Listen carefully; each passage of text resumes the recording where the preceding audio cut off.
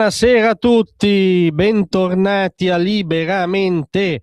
variazioni e scorribande qui su Radio Libertà. Allora guardate, stasera mi sono detto sospendiamo un attimo le polemiche di parte, ma anche le facili ironie, sospendiamo il legittimo tifo di ciascuno, tifo nel senso che ciascuno ha un suo sguardo sul mondo, una sua opinione, delle sue idee di riferimento, un suo posizionamento politico, tanto più geopolitico, che in questo momento poi ci possiamo sbizzarrire, possiamo dividerci,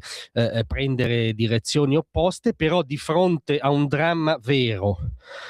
di fronte a una tragedia che emerge in tutta la sua gravità, di fronte a un popolo che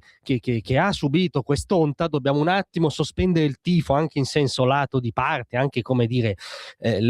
l'ottica che coltiviamo qui a Radio Libertà e rendicontarvi il dramma per quello che è, cioè far tacere le nostre idee, far parlare il fatto, perché il fatto è obiettivamente devastante, cioè quando un popolo, un territorio così importante viene travolto da una notizia del genere, noi non possiamo che provare con le nostre modeste forze a esprimere vicinanza, solidarietà, empatia umana prima di tutto. In questo mi sento di impegnare non solo il sottoscritto, ma la radio, la testata, anche i colleghi, tutti si uniscono a me idealmente in questo moto anzitutto di affetto veramente umano verso la popolazione della Groenlandia, perché non possiamo non farlo in questo momento, verremmo meno proprio a un dovere morale. Come dite, no, non per Trump, non c'entra niente Trump non ha mai voluto invaderla, aveva degli obiettivi geostrategici, li ha ottenuti portando a spasso quei polli dei governanti europei a Davos. No, non è per Trump. Il colonialismo danese, beh sì, è antipatico in effetti questa cosa per cui la Groenlandia è l'unico caso, come dire, di colonialismo buono, nonostante abbia fatto delle politiche anche pesanti contro la popolazione locale, gli Inuit, no? Anche sulla demografia, nonostante ci sia tutta una storia di disprezzo coloniale europeo verso la popolazione autoctona, però insomma sono passati i tempi, gli stessi danesi sono, come dire, assolutamente pronti a dare le basi a Trump, no, tutto questo ci sembra risolto e fa parte comunque del risolvibile, anche se non è ancora risolto fa parte del risolvibile. Invece quello che è accaduto in queste ore, io veramente non so dire altro che groenlandesi, vi sono vicino.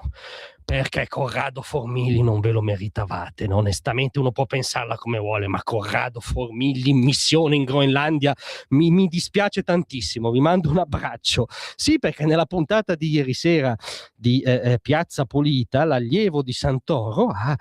ci ha regalato una perla del giornalismo d'inchiesta, ha preso il cappotto in Monbut e si è recato in Groenlandia perché voleva dimostrare la situazione di grande tensione che c'è su, no, imminente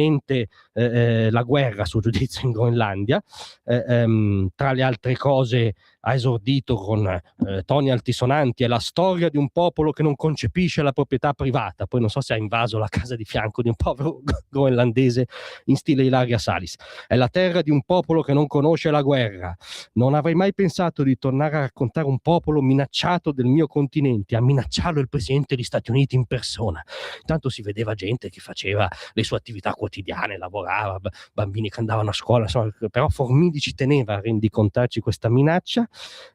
Dopodiché ha fatto un reportage che ha fatto impallidire il lavoro a suo tempo di Bob Woodruff e Carl Bernstein durante il Watergate. È stato addirittura in una pescheria dove peraltro si è documentato su come vengono cucinate le foche, si tagliava a fette la tensione in quella pescheria per l'avvento di Trump. È andato anche in un locale dove ha sbevazzato e ballato, e siamo felici per lui,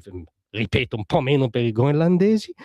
Infine ha tentato anche di fare una domanda in conferenza stampa al premier della Groenlandia, che bellamente non lo ha fatto finta di non sentirlo ed è uscito dalla stanza, tant'è che su alcuni video su X si dice che il labiale di commento di Formigli sia stato "che stronzo", perché c'è una grande empatia col popolo groenlandese e con i suoi rappresentanti. Io non so se sia esattamente questo il labiale, so che il premier non l'ha degnato nemmeno di uno sguardo, ma lo capisco, perché questo premier già delle tensioni sulle spalle, si sente l'epicentro del mondo in questo momento, no. Mando un abbraccio al Premier, a tutti i groenlandesi, comunque la pensiate voi come nessun altro, il reportage in loco di Corrado Formigli, non ve lo meritavate proprio.